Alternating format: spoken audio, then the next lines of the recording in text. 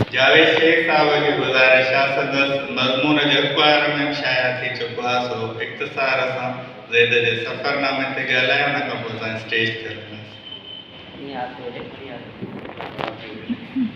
बस जावेद आखिरी पन्नो पढ़ सर बपड़ा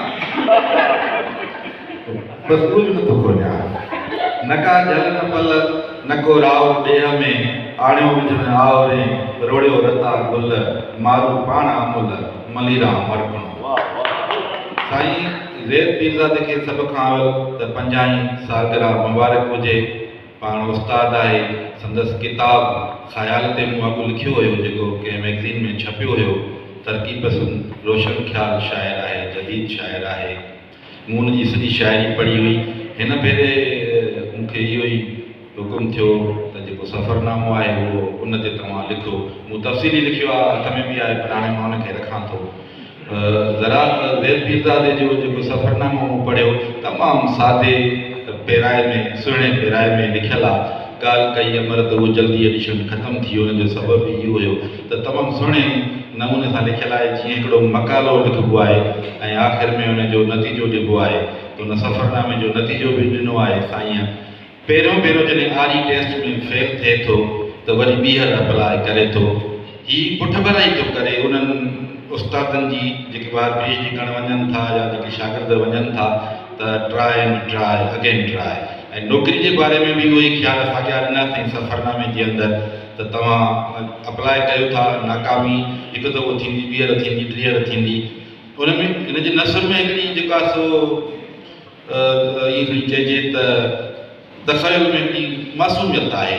को बि हुन में मंतकी ॻाल्हियूं के भाषण न आहिनि ॾिनल साफ़ सिधियूं ऐं सोझियूं हुन ॻाल्हियूं कयूं आहिनि। हिकिड़ी ॻाल्हि हिते बहस हेठि आई इहा जेका फर्स्ट क्लास मुल्क में थर्ड क्लास ज़िंदगी गुज़ारण थर्ड क्लास मुल्क में फर्स्ट क्लास ज़िंदगी गुज़ारण वारी ॻाल्हि ज़ाहिर आहे बहस हेठि आई आहे त माना हुन में का शइ आहे। मां हिकिड़ी जॾहिं इहो हिकिड़ो सेकेंड लास्ट मज़मून आहे साईं ज़ैद जो त पंहिंजे मुल्क में छा छा आहे त कंपेरिज़न करे थो त असांजो जहिड़ो बि देश आहे हर ख़राबी हुन में आहे हर बुराई आहे सिस्टम कोन्हे को हेल्थ कोन्हे का के वैल्यूज़ ई न आहिनि। पर जॾहिं PhD कंप्लीट करे थो वञे त अख्तर बाबण शायदि अख्तर बाबण ऐं दोस्त चवनि था त हाणे तव्हां घुमो फिरो मज़ो कयो डिग्री त वठी वई आहे तव्हां डिग्री वरिती आहे पर हाणे घुमो फिरो मज़ो कयो। पर हुते जेके मासूम लफ़्ज़नि चवे थो त मूं हुते इहो महसूसु कयो त ज़ैद ॼण त मारवी हुजे ऐं ऑस्ट्रियन उमिरि वटि क़ैद आहे चए थो हितां निकिरां।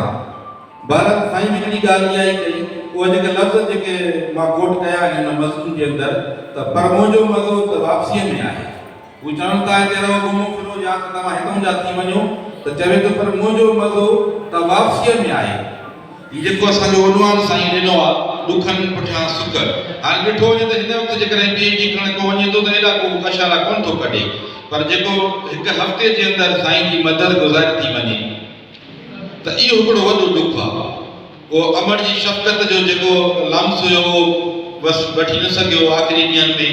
ऐं उन खां पोइ जॾहिं साईं अनवर बिरज़ल साहब बीमार थी थो पए वरी वापसि अचे थो घुमण त पोइ दिलि खटी थी पएसि त ज़ैद पीरज़ादे जे अंदरि उहा साणे वारी फिक आहे।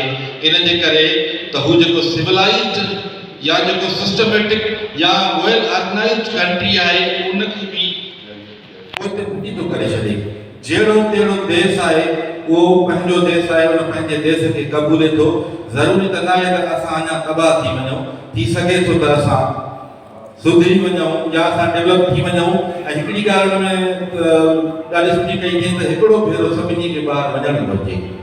तव्हां ॿाहिरि जॾहिं वेंदव त उतां जा जेके वैल्यूज़ आहिनि जेके सिस्टम आहिनि तव्हां उहे ॾिसंदव ॿुधंदव। असांजी यूनिवर्सिटी में मां पढ़ियो आहियां असांजो अनवर अली शाह साहब कंहिं टाइम में वञे पियो ॿाहिरि PhD करे आयो पर जॾहिं मोटी आयो त असां हुनखे चेंज ॾिठोसीं। ब्रीफ केस हथ में हूंदो हुयो ऐं हुनजे रवैये में हुनखे ॻाल्हाइण ॻोल्हाइण में वॾो फ़र्क़ु अची वियो। 4 साल वॾो पीरियड आहे जेको तव्हां घर खां ॿाहिरि गुज़ारियो था। ऐं साईं मैडम ॻाल्हि कई त रोमांस जी पर ही समाजी जेके ठोस रवैया क़दुरु आहिनि उनजे ख़िलाफ़ जेको साईं लिखे थो इहो ई त रोमांस आहे।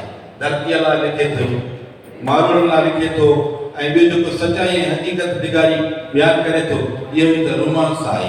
ज़रूरी न आहे त उहो जेको पुराणे शाइर आहे ऐं मूं पढ़ियो आहे त जेको शाइर हूंदो आहे उहो दिलि सां सोचींदो आहे ऐं जेको मुहक़िक़ ऐं अदीब हूंदो आहे उहो दिमाग़ सां सोचींदो आहे। ॿई क्वालिटियूं साईं में आहिनि, शाइर बि आहे, मुहक़िक़ बि आहे ऐं संदसि शाइरी में संदसि नस्र में फ़िकुर बि आहे, तख़य्युल बि आहे। वरी महिरबानी।